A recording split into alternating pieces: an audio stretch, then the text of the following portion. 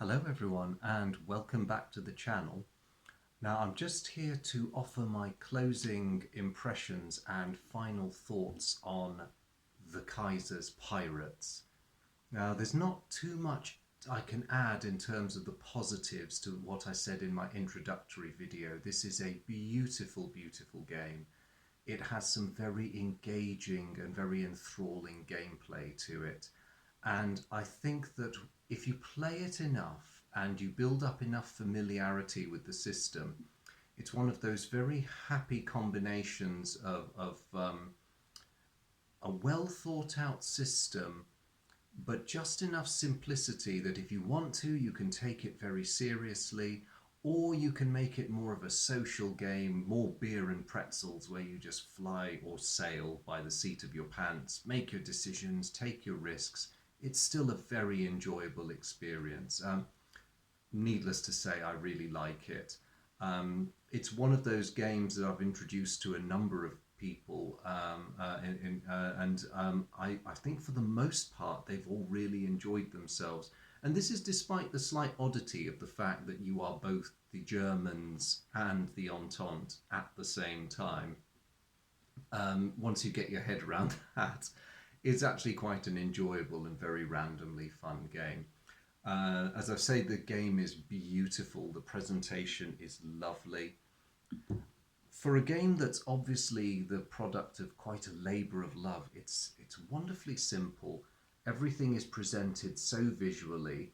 The various detailed options on the action cards are well explained. It's, for the most part, they're really self-explanatory. And once you get used to the nuances, you won't have to be looking at the rule book that often. But if you do encounter a card that doesn't make sense in a given situation, you always have the super handy player aid guide that just tells you what all the cards do in a bit more detail than is given on the cards. The ship cards are always a hit, just for the sheer artistry and their simplicity. You could, if you were a ship buff, you could look at these quite happily all day. And an impressive amount of research has gone into trying to make sure that the ship graphics are correct. Now, this was easy enough for the warships and a fair number of the raiders, but some of the merchant ships are a bit difficult, and they've admitted in the historical write-up that there's a short blurb at the back of the rule book. They've owned up as to which ships they couldn't really find satisfactory pictures for, and they've done a best guess, which is great. I really admire the fact that they've A, put the effort into trying to do that, and B, they've just admitted where it can't be done. Perhaps it might never be done. But you do end up with the most, oh, hang on, let me hold these up where you can actually see them. You do end up with the most wonderful array of different merchant ships, and they add so much colour to an already colourful game. Now, this game would be fantastic enough without the Phantom player deck, this marvellously well thought out mechanism for controlling the game as an opposition when you've got no human opponents. It is just so elegant and so clever, and is quite hard to beat. I have beaten the Phantom player, but I'd say it's pretty 50-50, and it's always full of surprises. A very, very clever system. Now, I'm not going to say that this game is without its faults, because that wouldn't be true. I'm not overly enamoured of the scoring system. It's not complicated, but I think it's fair to say that it's needlessly over-engineered. So all these ships have carefully worked out victory point values, and I don't really understand why you can't simply say that at the end of the round you total up your victory points and just see who has the most points. I don't see why you need this additional layer of admin where you have to then work out who gets what round points. It's not that it's a simple task, but I just don't comprehend the need for it. There are many other games of a similar bent to this where it's simply a matter of counting your victory points. And okay, maybe going by points might be a bit swingy, and this is a game that's very heavily subject to the luck of the dice. But then that applies to all the players, so I think ultimately the luck of the dice flattens out and a lot depends on your gameplay. I suppose the only other thing is for a card game, this game can be quite lengthy.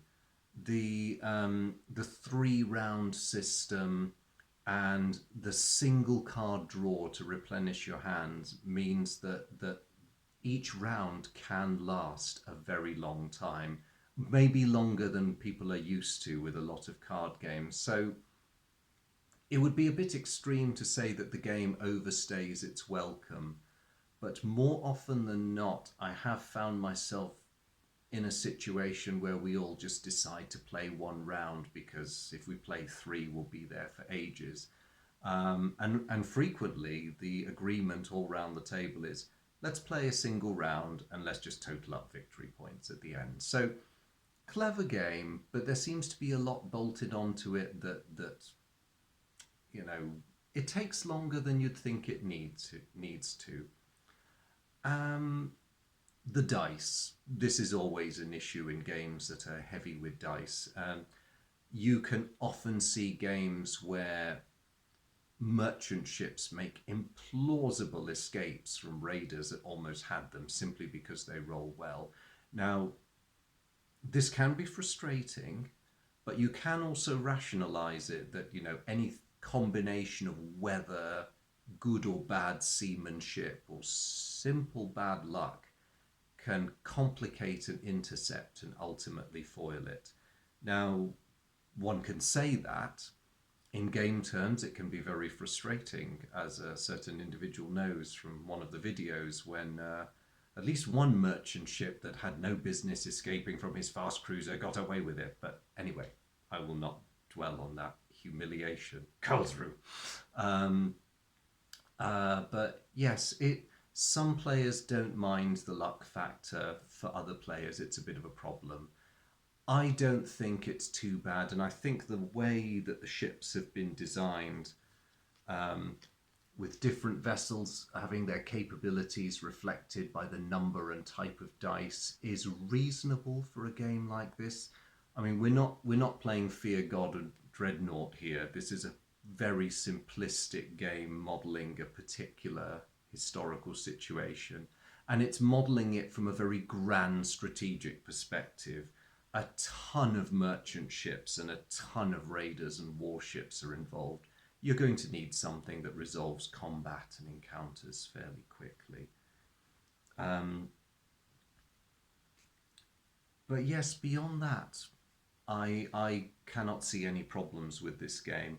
I really enjoy it personally. I do enjoy playing it with other people. The Phantom Player is fun as a solitaire exercise, but it's the sort of game that gets a lot of reaction from people, and sometimes it's actually quite comical. I mean, the last time I played this game in a group, we had the greatest of fun with the interrogation card because you find yourself, you get into the spirit of it sometimes and you actually act out the whole interrogation business. What ship are you?